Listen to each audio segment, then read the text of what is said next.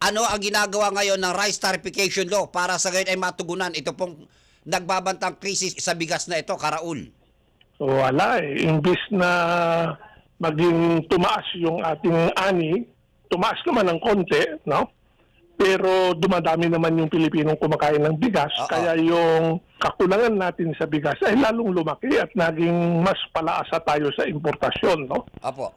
At ngayon, mahal ang importasyon. Yun ang napapala natin sa ganong klaseng strategy ng mga mambabatas natin. Do you think kinakailangan na uling pag-aralan na ibalik na ulit sa NFA ang pamimili ng palay sa mga magsasaka natin para sa once and for all? Kasi ang NFA namimili naman ngayon for buffer stock lamang natin sa kalamidad. Di po ba, Karaul? Opo.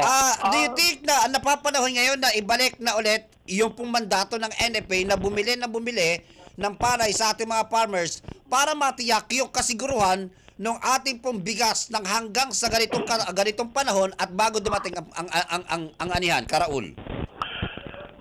Isang paraan yun, pero magastos yun eh. Sa personal ko, magastos yun dahil napakalaking pera ang kailangan. Para sa akin, ang gusto lang naman ng magsasaka yung sapat na presyo, di ba? Okay. Hindi siya malulugi, kikita siya ng tamang-tama lang. Apo.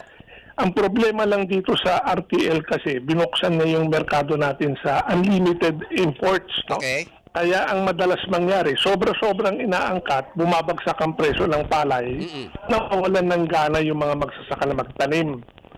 So, para sa akin, para hindi bumagsak ang presyo ng palay, i-control yung imports.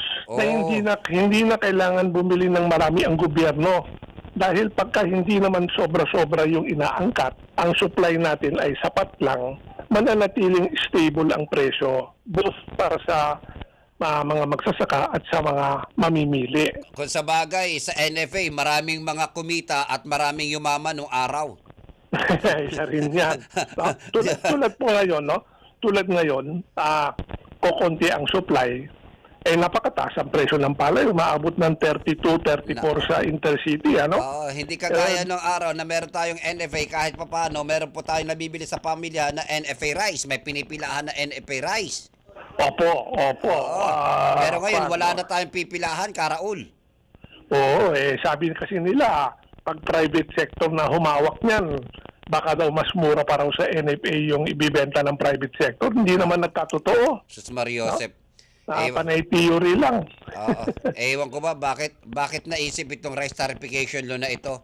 Akala ko natin ay makakatulong, yung pala ay mukhang magiging perwisyo pa, Karaul.